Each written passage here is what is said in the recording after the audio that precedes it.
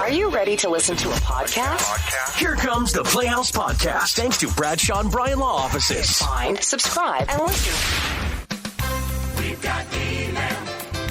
We've got email. Got email. Got email. We've got email. All right, so this one was from Nate. It actually started as a text photo. He had sent in a photo of his daughter, who's 11 months old. Such a cutie. Cute. Just like his little ball. And probably how I'm saying it is what is bothering his wife. But Liam he was just covered in rolls, and he was so cute. And then once they start moving, they start to thin out. But he said in an email, my wife is thinking about putting our baby on a diet. Everybody makes comments about how chubby she is. She has a ton of rolls, and it really bugs my wife. I've read that kids should not be on diets that young, but she swears it wouldn't be extreme, just certain foods that she would replace with other ones. She's feeling like our baby is being bullied, but she's smaller than I actually was at that age, 11 months. She's starting to really be on the move, so I'm trying to convince her that she's going to thin out. Are there foods, if there are certain nutritionists that listen to your show, are there foods that we can swap out that are healthy fats? So I know my niece is addicted to avocados. That's a healthy fat. If your child can get into it, that's kind of like an acquired taste, I think. Expensive. It is. Well, they're only 89 cents at Target right now. Are they? They'll load up. Look at you. But I think that this could be a really dangerous road, Nate. If she's already starting this worrying about what your child looks like at 11 months old, I think that this could only lead to issues. Can you imagine when she gets into like 8, 9, 10 years old, when they really start feeling that peer pressure from other peers to look and feel a certain way? I have a problem calling it a diet. Why don't you just start making sure listen, you have complete control over everything that goes into that baby. Yeah. So just make it healthier choices. I don't ever recall being upset that people were calling Liam Rolly or chubby, because I always knew once he starts to get on the move, once they start to run everywhere, trust me, it is right around the corner that it just falls off, and they need those good fats. They need that food to sustain all the energy that they're going to have. So I want to get your thoughts on this real quick. If you could call, okay, have you put your baby on a diet? Is this okay? Now, I'm going to bring Angie on next. She was the first one to call in during that commercial break. She says, absolutely, you should be putting babies on diets. And I didn't get much more info from her, so I want to bring her on, and I want to get your thoughts on this as well. It's an 11-month-old baby, little pudge. You put a baby on a diet? Got an email from, it started as a text and then got an email from Nate kind of describing about how his wife wants their baby on a diet. Yeah, the baby is a cute, chubby baby. And by using these words, I feel like maybe I should start to taper back on those if it does upset parents. But Nate says, my wife is thinking about putting our baby on a diet. Everybody makes comments about how chubby she is. She has tons of rolls. She's 11 months old. It really bugs my wife. I've read that kids should not be on a diet, but she swears that it wouldn't be extreme. She would just swap out certain foods. She's feeling like our baby is being bullied already, but who's bullying an 11-month-old? Yeah. So he's just wondering, are there certain foods that he can encourage his wife to put on the tray instead of the ones that are there, which he's not being specific about. Anaya says, come on now, it's not a diet. Just start making healthier meal choices for your child. And then JJ's right. You're the one that controls all of what goes into the baby. That is what I would always have a problem with when I would watch Maury, and then these little baby girls had to wear sports bras. Did you ever see those episodes? No. These 2-year-olds, 3-year-olds, they had to be in sports bras because it looked like they had so much fat on top that it looked like boobs. And so they thought it was like inappropriate or something. But they were like, what are you feeding this child? And she'd say a full box of mac and cheese and chicken strips. And it's what she wants. And if she doesn't get it, she cries. And it's like, well, she can't reach the fridge. And then Anna says, oh my God, no diets. What's wrong with people? They're babies. Like Kat says, once they start running and walking around, that baby fat will come off. It's so true. That's why they call it baby fat, because it is not permanent. It's there. Once they start moving nonstop, of course it's going to fall off. Melissa says, stupidest idea ever. Don't feed your baby junk. Put baby's brain is still developing, needs fat for that. Stop with the processed junk. Buy good formula if you're not nursing. but never cut your baby's calories. Talk to a doctor. This is horrible. Kat is right.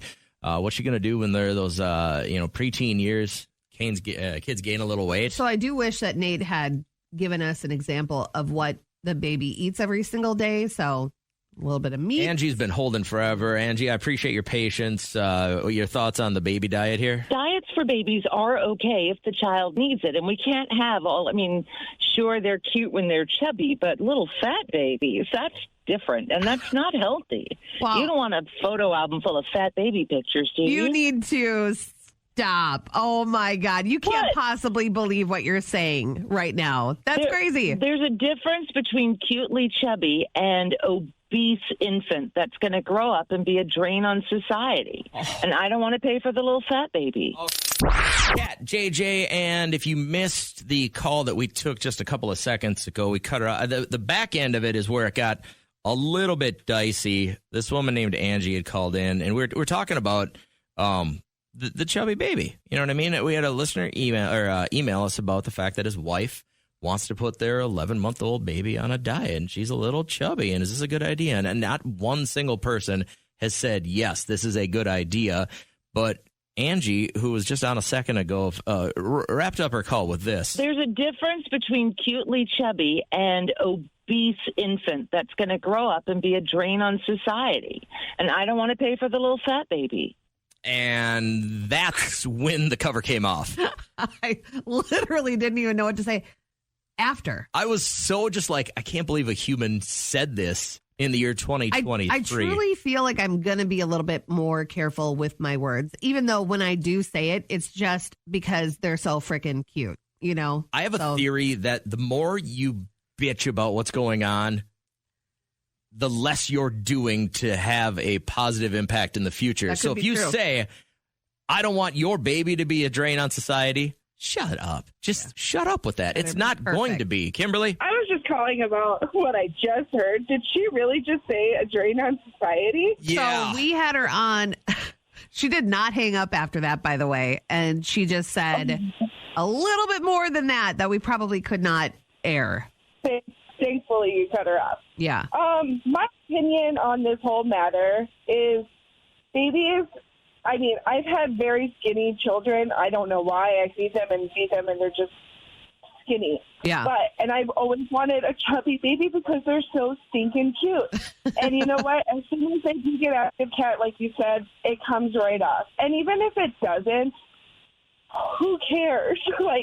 I think this is more of an issue for the mother than the child. Yeah, and a lot of people agreeing that this could be a long-term situation where come to middle school, the mom is projecting, maybe you're eating too many pieces of pizza tonight, and that would not be a good route for this little girl. I just feel like, you know what, you should love your body no matter what the size is, and who cares what other people think.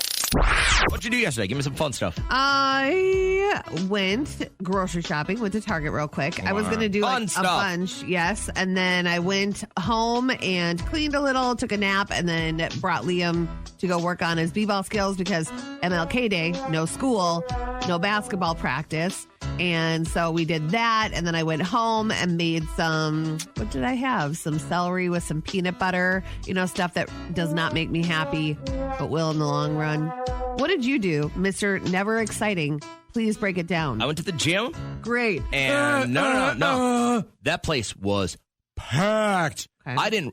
We work most holidays, right? Like we take off Christmas, we take off New Year's, take off Thanksgiving. But like Martin Luther King Jr. Day, we don't take off. We worked yesterday. Right. I didn't realize how many people have gigs that they get yesterday off.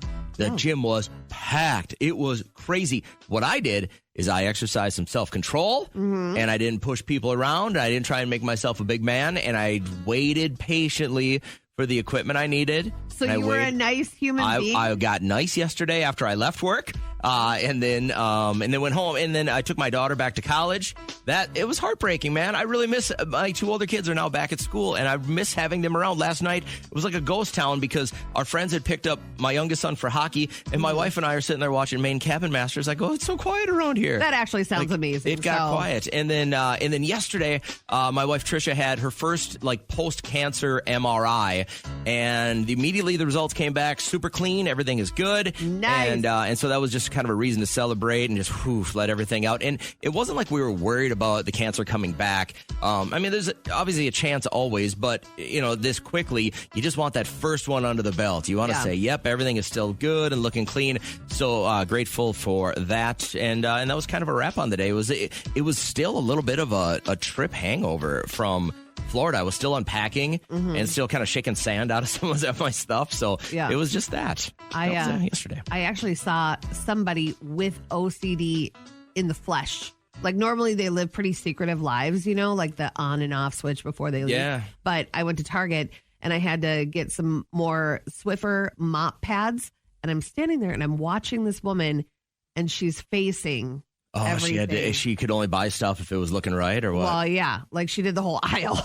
And I was like, wow, someone's going to appreciate that works here. That doesn't have to do that. But she would bring stuff from the back. And she wasn't like a random person that maybe they hired out to do that.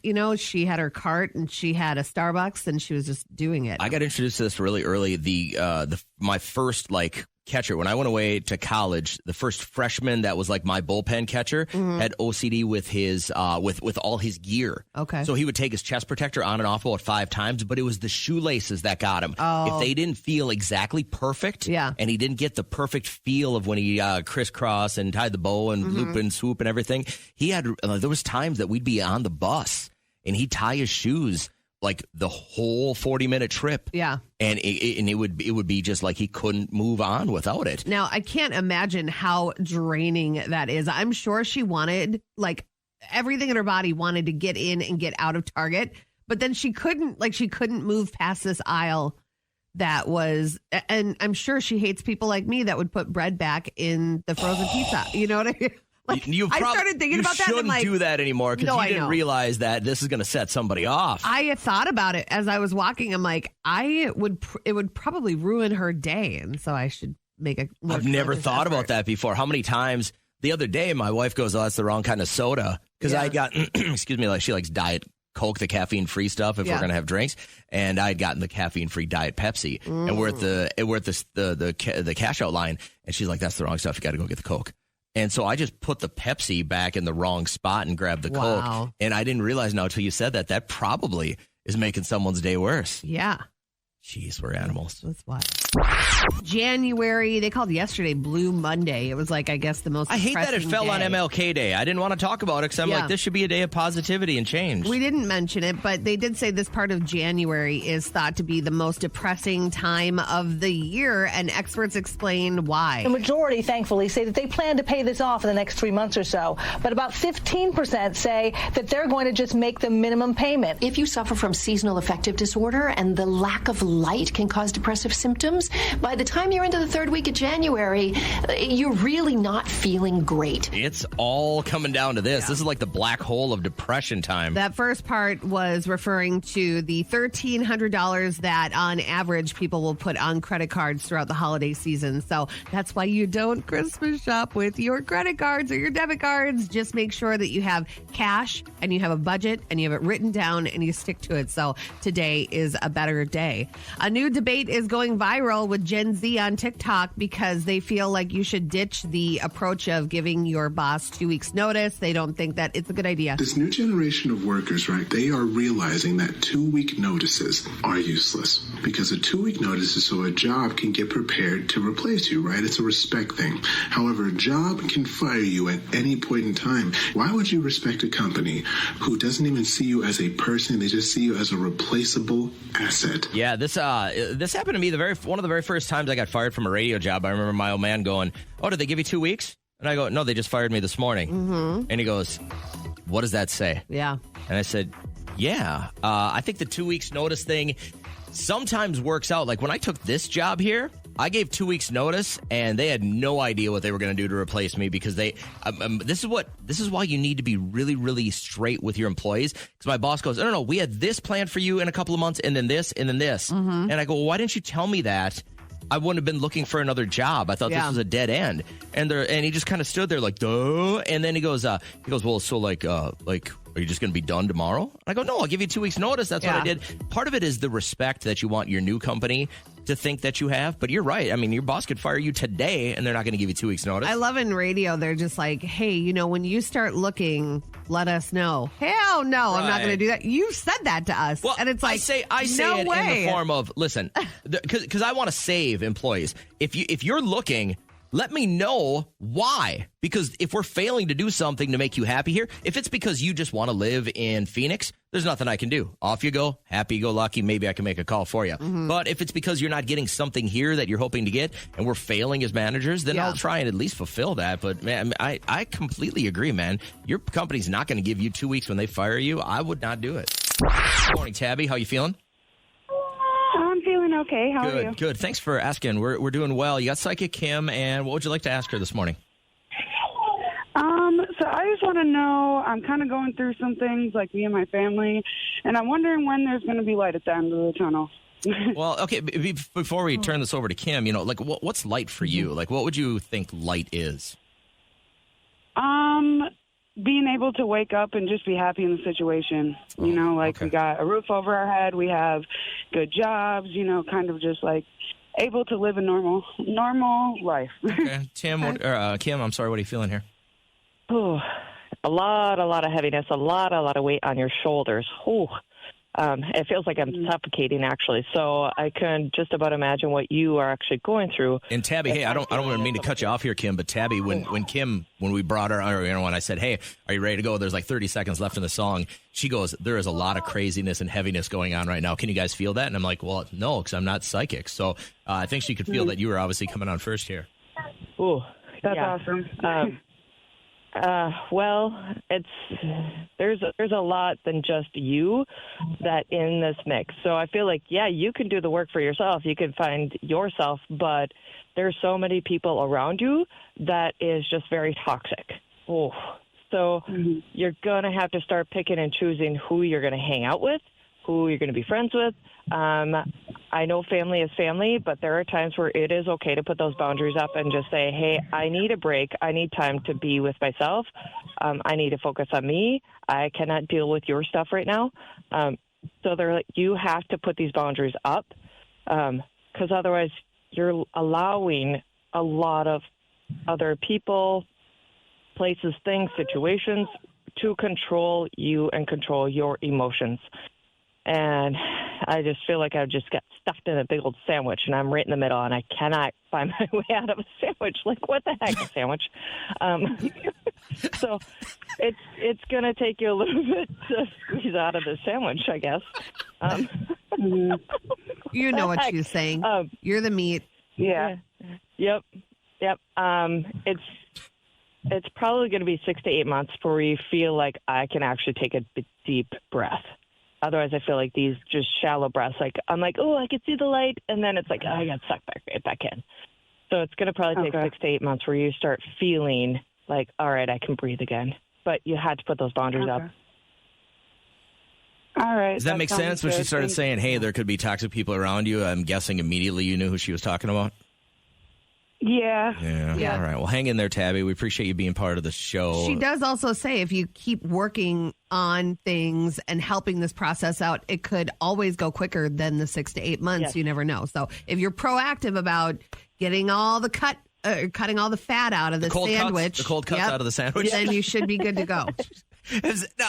We've had Kim on many, many times. I've never heard her describe, somebody's struggle as a big hoagie, the big sandwich. So, all right, can't wait to listen to this. JJ's getting hungry. I am. I'm starving right now. How's Luann today? Great. How are you guys? Good. Hungry now or not? No. Okay. Luann, what's your question for Psychic Kim? Okay, so I've been working really hard with a certain individual, and I am debating whether to open what is called a family group home. and it's a 4-person, you own the home, you have the people live with you, not with you, you live in your own home, and you have it staffed. And so I have all of the, so I just want to know if that would be a good business plan or pull me too far away from what I do. All right, so basically looking at whether or not she should continue this plan here, Kim. I see you more as the business person in this involvement, as in I see you looking at all the policies, the procedures, lining people up to do the training. I don't see you like in the home a whole lot. I see you going there to like check over things. Like I'm looking at a stove. I'm like checking things off my list to make sure everything's lining up. I could see you doing that. I see that they're saying you definitely put in the work to deserve this. Like it's coming directly from your heart. Is it lucrative is the word they're using? Probably not in the way that you would hope, but they're like, I would cry. But lucrative as in these people need help. These people need your love. They need that support. Yes, there's going to be challenges, but they're showing me the overall bigger picture with connection through your heart space, through God, pure source, whatever your belief system is, that's kind of like a calling for you. So when you're working through that place and that center, heart center, it will be profitable, just may not be like financially profitable because that's what humans think of. But when it comes to spiritually profitable and a deeper meaning, absolutely 100% profitable. We experienced a fire a little over 2.5 weeks ago. We lost our garage and the majority of our home. Aww. And our kids were home and we were not. So my husband and I are feeling a lot of guilt over that. But my question to Psychic Kim was whether the responsible product, the company's product that was responsible for our house fire and potentially within 60 seconds taking our children's lives, is going to step up and do the right thing. All right, so you're pretty sure you figured out what the product is that caused the fire. What was the faulty product? You don't have to tell us, but you're pretty sure you know what it was?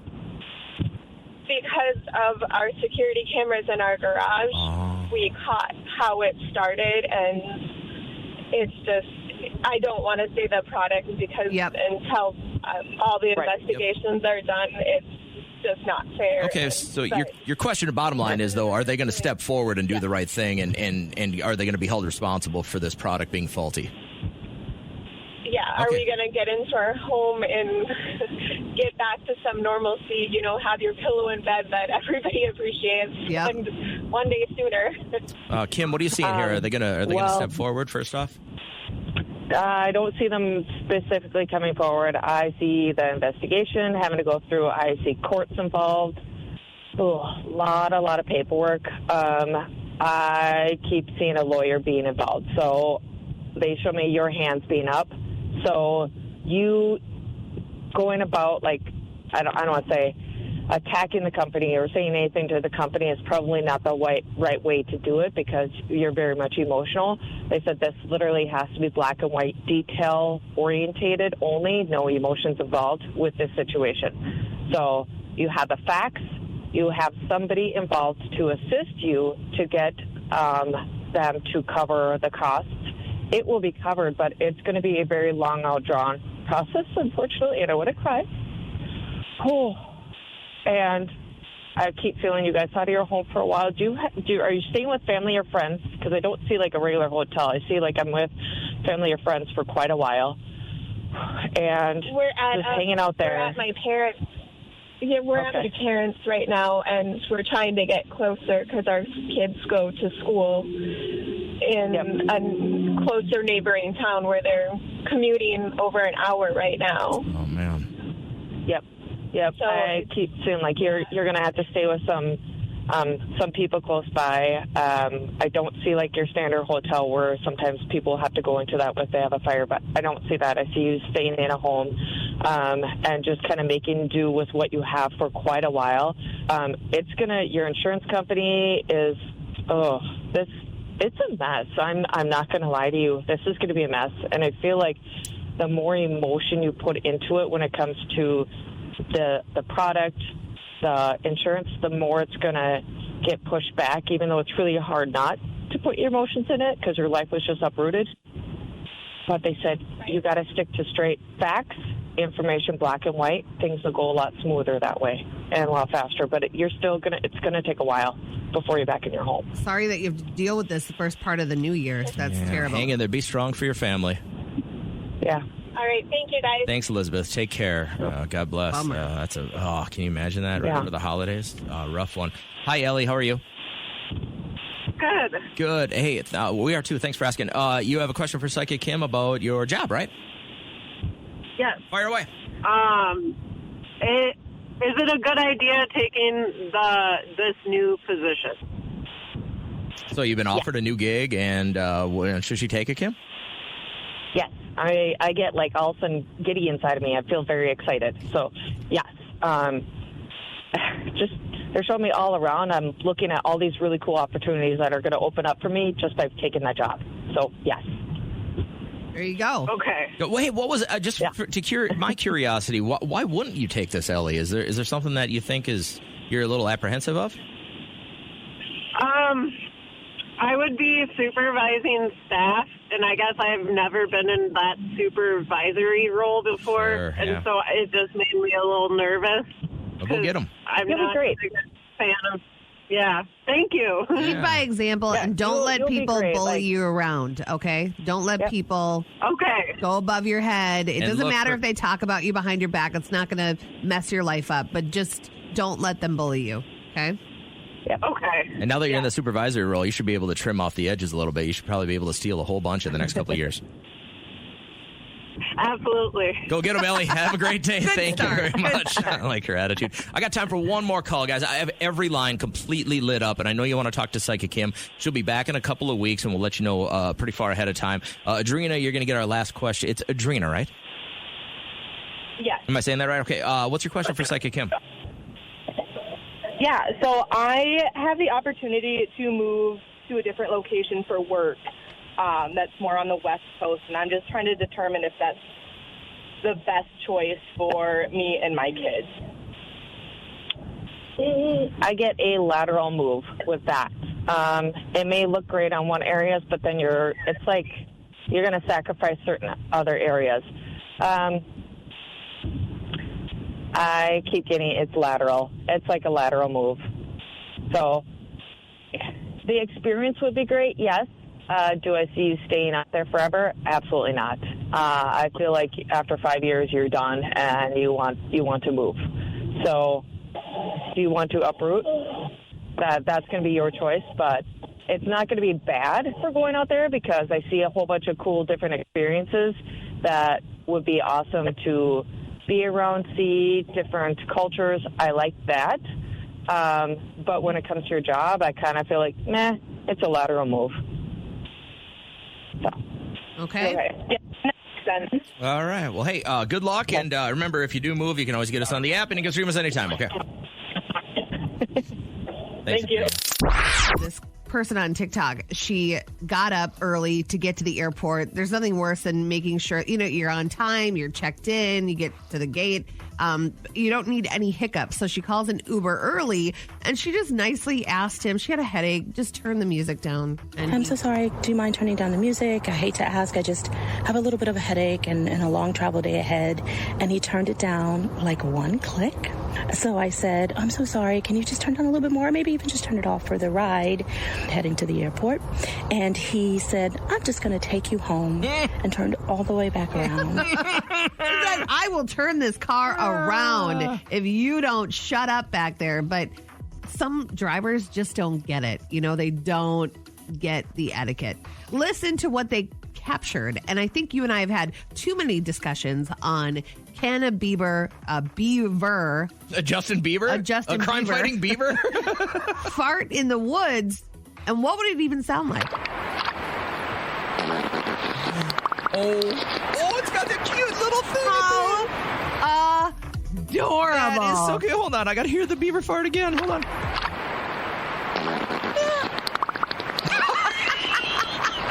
Man, listen, this is the exact, and this isn't because of fart, but this sounds like walking past my dorm room when I was a sophomore. Then the bong. There. upsetting to know that your fart is being shared all over because someone put a nature cam out there. You had no idea. You were just building your dam, going along with life, and nature happens, and now we're all laughing about it today. That's too bad. Play it one more time. Whoops, hold on. Love it. It's right here. Yeah. That's great. All right, here comes a drunk adult or little kid. Let me get my tally board out. You guys give us the scenario, and then Kat's going to try and figure out if you did this as a drunk adult or a little kid, because we've all had our moments, but then we've also all been stupid little kids, right? I promise you that we get Bailey's first, and played it for you earlier, so you should have a pretty good guess, but if you missed it... I passed out on the toilet while going numero dos. All right, Bailey's dumping and passed out on the toilet. Yeah, but passing out could mean two totally Could mean different falling things. asleep, could mean passing out. So I'm going to say little kid. You were so tired, you woke up, and you just passed out. Kat's saying little kid. Bailey, drunk adult or little kid? I can't believe I'm admitting this. I was a little kid. Yes. I was newly potty trained, and my cousin was babysitting us. And I went to the bathroom without telling her. It was right around nap time, and I guess I just fell asleep. I woke up to her screaming my name, trying to find me. And while I fell asleep, apparently the process continued, and there was a huge mess everywhere for her to clean up. And that was the last time she watched us. Oh, your legs were all tingly. Dangling. Tony, let's get your scenario here, man. Kat, you're 1 for 1. Drunk adult or little kid? What happened, Tony? I was up on a balcony of the second story, and I jumped off into a pool. Okay. Like Superman. Drunk adult or little kid? Second story. God, guys Boy, are so dumb. This sounds like college to me. I'm going to say drunk adult. I would have said drunk adult, too. Tony, drunk adult or little kid? I was a little kid. The family went on vacation, and I thought I was Superman, jumped up on the balcony and off into the pool. Yeah, everything was fine. I mean, I landed in the middle of the pool, but it scared my parents. I bet. Like, you imagine mom or dad just looking up and seeing your baby flying across? Yeah. Marcus, you get the last one this round. Make it quick. What'd you do? I drank water out of the toilet like a dog. Please, God, let my instincts be right. I have to say, I'm going to say a little kid. I would have went the other way. Drunk adult or little kid, Marcus? I was a drunk germophobic adult. Oh. I have to tell you how wasted I was. And my roommate at the time told me he was going to help me get over my fears of germs, and double dog dared me to drink out of the toilet like a dog. So I did. My gut was a wreck the next day, and needless to say, it didn't help with my germ issues. I think it made them worse. We bring back drunk adults or little kids. Second round, Kat, you're 1 for 3. Not your best showing, but about average for you over the course of the time we've done this. Lance is up next. He's going to give us the scenario, and then you have to tell me whether he did this as a drunk adult or a little kid. We know it has to do with monkey bars and your junk. So, Lance, tell us what it was. I slipped on top of the monkey bars and broke my arm and bruised my Okay, so he broke his arm, bruised his junk. Drunk adult or little kid, Kat? I'm going to say little kid. Right, because little kids are on the monkey bars all the time. Lance, drunk adult or little kid? I was a drunk adult. I was at this park one night making out with this girl and decided I was going to be a show-off and not just use the monkey bars. No, I had to climb on top. And as I started walking across, I slipped. And as I went down, I was stopped square between the legs by one of the bars. And I was trying to brace myself and ended up breaking my arm and severely bruising my that ruined anything good from happening that night and a few weeks to follow because... Probably. All right, you're 1 for 4, Kat. Brad's up next. We know this has to do with a stranger. What happened here, Brad? I shot a snot wad at a complete stranger at a restaurant. Snot wad at a stranger at a restaurant. Please, God. Like, this is a farmer blow. This is a... I'm going to say little kid. I would have went drunk adult. Brad, drunk adult or little kid? I was a little kid. My cousin had just visited for the summer, and the one I always looked up to showed me how to properly execute a snot wad. Okay. He failed to tell me there's a time and a place for it, and one day after church, we would always go out to lunch after, and we were leaving, and as we were walking to the exit, I decided I need to clean my nose. Right under the leg of some stranger sitting at a table we were passing by. My mom came unglued. Oh, man. That was the last time I ever did that. All right. I got one more. Grace, you get to put a cap on the bit today. First, tell us what happened. So I sat in the lap of a total stranger at a movie theater. Oh. Okay. Total stranger. Movie I'm going to theater. say adult. I'm not getting any of these correct today. You're 2 for 5. Yeah. This is the Bad 500. Grace, drunk adult or little kid? Kat says adult. I was drunk. Me and my girlfriends were pre-gaming before the movie. And, before going out, I was hammered, really hammered. And starting to see double anyway. We start moving down the row, and I thought it was an open seat. So I plopped down and thought the seat feels very weird. Then I realized I was sitting on someone, and that's not the worst part of it. This creepy guy says, "Come back. I'll even buy you some." Oh, my God. You like it. I accidentally flipped his bucket of popcorn onto him, and, we got kicked out and wouldn't even get our money back. Yeah, I wouldn't either. So, hey, not bad, Kat. You're batting 500 today. Have you ever pulled that trick where you cut out the bottom of your popcorn bucket so you can get it from the bottom and the top? You're a disturbed human being. You've watched too many movies on your work computer. I'm not even addressing this. So, at my sister's wedding this last weekend, and her new husband, Tim, super nice guy, got to meet his family for the first time, the majority of his family for the first time. They rented like a compound. So it had a main house, a little side house, and then another like a bunkhouse. Yeah. There was like 30 of us staying on the premises, and my wife and I, so what happens is my sister is a little bit of a control freak. So after the wedding and after the dinner, she and Tim left for the compound first. They had to be there first, and I thought they were just going to try and squeeze in a quickie, but they explained it as we're going to tell everybody. My sister's words are, there's a lot of big personalities here, which was clearly addressed at me as far as like, if I would have got there when everyone else got there, I would have just taken the biggest bedroom and said, you're out of luck. You're the Ramona singer. Yeah. I would have done it right away. Wow. And so my sister, clearly knowing this was going to happen, told everybody, Tim and I are going to leave 15 minutes from the dinner before everybody else. We're going to buy you guys one last round of drinks, and then we're going to leave. Yeah. And so they left. And by the time we got to the house, they had decided whose bedrooms are going to be what. Trish and I got stuck with the bedroom that has 2 single beds. And my sister goes, we can just push them together. I go, it doesn't work that way. Because she thought we'd want, that was the one bedroom that had a bathroom attached to it. I go, I don't have a problem with any of this, whatever. Like, I mean, we've been married for over 20 years. Sounds like you're griping about somewhere free that you stayed. No, I'm not, for sure not. Because it was a great place. But here's what I did realize. The floors were they were a tile floor, not wood or carpet, which I'm super used to. You get used to your own home, and at my age, when it's different, it wigs you out a little bit. And they had tile, and I go to get ready for bed. I brush my teeth, and I'm like, my feet are freezing. Yeah, because I had taken all my clothes off. Yeah, that's how I sleep. And my wife goes, "Well, put some socks on." And so I slept with socks on for the first time in probably 30 years. Are you getting to the age where you have to start bringing your own slippers in Ziplocs? I don't know, but I slept with socks on the first night, and I woke up feeling like a new man. I would die if I had to wear socks when I slept. Oh, my God. I thought so, too, till it became a necessity. And the next night, we're getting ready to go to bed. I have these, like calf-high purple socks that say like Gong Show on them, because it's like my kids had bought a whole bunch of hockey stuff online, so they got them free and they wouldn't wear them. Yeah. So they ended up in my bag, and so I got these. I'm literally standing naked in purple socks, and my wife goes, "You're wearing that to bed?" I go, "Of course I am. These smell great." Gross. And so I just got the worst visual.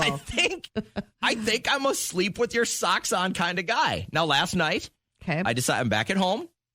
Didn't sleep with socks on. Felt worse when I woke up. I'm going to try it tonight. I'm going to put socks on tonight. Okay.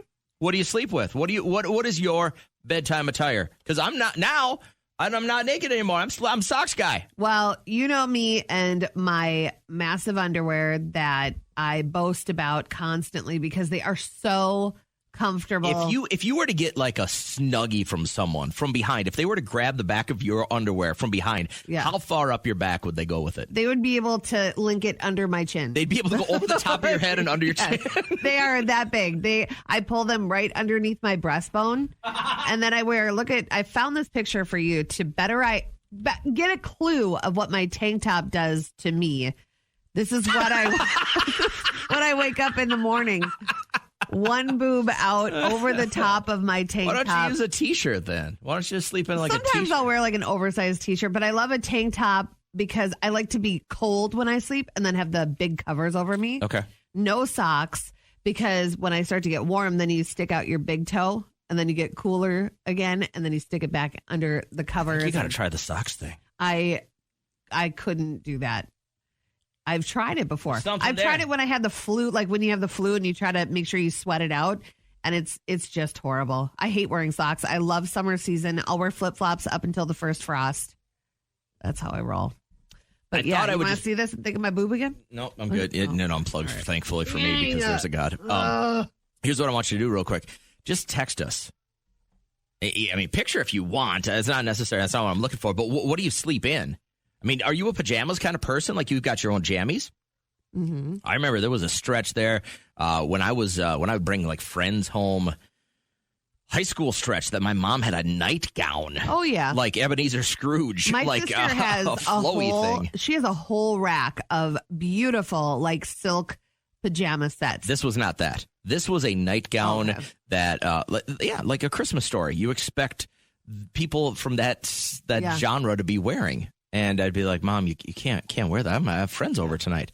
My grandma is so adorable. She has little nighties like that, and then she has a little house coat, and then it buttons. Because old people are always cold. I'm getting that point now. The Playhouse Podcast is made possible thanks to Bradshaw and Bryan Law Offices. Catch the live show weekdays from 5:30 to 9 on 104.7 KCLD. Now, share this with a friend.